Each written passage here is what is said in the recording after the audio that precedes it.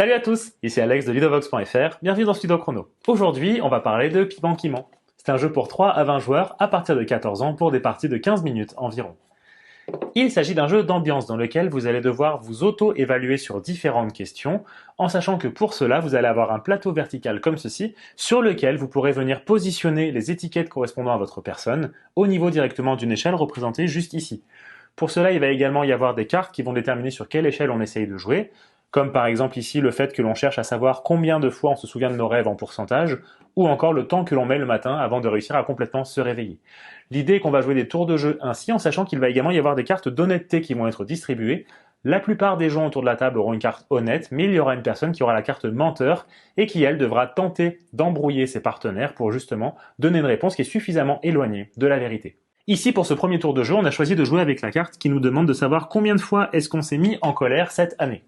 Donc là, en l'occurrence, on va pouvoir tous réfléchir et proposer un ordre de passage. Moi, par exemple, ici, je veux bien commencer en disant que, oui, moi, a priori, je m'énerve de temps en temps. C'est pas non plus si fréquent que ça. Moi, je pense qu'effectivement, entre 5 et 10, ça me paraît être une estimation correcte. Donc, je vais dire que moi, je me trouve à peu près par ici, par exemple. Donc voilà, moi, j'ai fait une estimation. À chaque fois, je dois argumenter, en quelques phrases, simplement, pourquoi est-ce que je me situerais à ce niveau-là. Ici, Matt, il va prendre le relais. Matt, il dit, moi, c'est simple, je m'énerve jamais, tout va bien.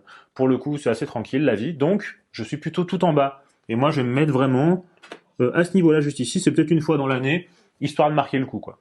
Chacun va donc pouvoir ainsi faire ses propositions. Ici, Thomas, lui, va dire que l'énervement, ça le connaît, et qu'en l'occurrence, il est au-delà du 10. Il va se mettre relativement haut au niveau de l'échelle. Fred, lui, va dire qu'a priori, il s'énerve pas tant que ça, et que bon, au-dessus de Matt, ça lui paraît pas trop mal ici, par exemple. Et puis Nat, elle, oui, peut-être un peu plus que Fred, ça peut lui arriver de temps en temps, même si c'est pas non plus trop fréquent, elle va choisir de se mettre à ce niveau-là.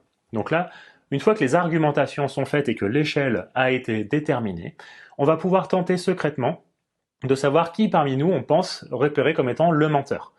Donc là, on essaie de réfléchir en fonction de comment est-ce qu'on connaît les partenaires de jeu. Une fois que tout le monde a fait son choix, on va alors pouvoir passer à une phase de vote. On va compter jusqu'à 3. 1, 2, 3, et à 3, on va pouvoir désigner la personne que l'on pense être le menteur ou la menteuse autour de la table. Une fois que tout le monde a voté, on va alors pouvoir révéler nos cartes d'honnêteté pour savoir quel rôle est-ce qu'on avait, est-ce que l'on était honnête ou est-ce que l'on était le menteur. Ici, on a révélé les cartes et, oh surprise, c'était Fred qui était le menteur. En effet, il a été un petit peu margoulin sur ce coup-là, puisqu'en réalité, il s'énerve quand même bien plus souvent que ça. Et en l'occurrence, la bonne réponse, elle était peut-être au-dessus de Thomas, plutôt dans la zone de compteur explosé jusqu'ici. On a été 3, en l'occurrence, à voter et à savoir que Fred, a priori, avait un petit peu sous-estimé sa réponse. Dans ce cas-ci, les personnes qui parviennent à voter contre le menteur vont pouvoir marquer 2 points chacune. Donc là, on était 3 ici. On va pouvoir faire progresser notre pion de 2 crans directement sur le bord du plateau, juste ici, pour pouvoir représenter ces 2 points. Si jamais, par exemple, moi j'avais trouvé Fred, mais que j'avais été la seule personne à le trouver comme étant le menteur, j'aurais pu marquer 1 point bonus pour avoir été relativement précis dans mon observation. Fred, de son côté, lui, va pouvoir marquer des points également en tant que menteur. Si jamais il y a au moins une personne qui a réussi à ne pas voter contre lui, il va pouvoir marquer 1 point par personne qui n'a pas voté pour lui.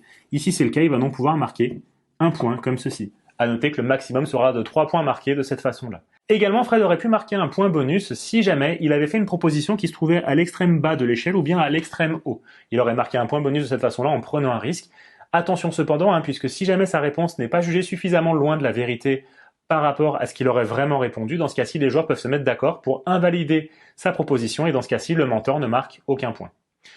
La première manche serait donc résolue, on va pouvoir passer à une nouvelle manche, on va pouvoir proposer une nouvelle question en tirant 3 cartes et en choisissant celle qui nous intéresse le plus. On changera bien l'ordre de passage également pour savoir comment vont répondre les personnes, en redistribuant au préalable bien entendu les cartes d'honnêteté pour savoir qui sera le menteur pour cette nouvelle manche. On continue ainsi jusqu'à ce que l'une des personnes parvienne à atteindre la dernière case qui est la case de victoire. Cette personne ou ces personnes qui l'atteignent vont alors remporter la partie. Piment qui ment est donc un jeu d'ambiance dans lequel il faudra surtout bien connaître vos partenaires de jeu si vous voulez réussir à déceler la vérité dans leurs mensonges et pouvoir espérer remporter la partie. Alors maintenant, à vous de jouer, et à bientôt sur ludovox.fr.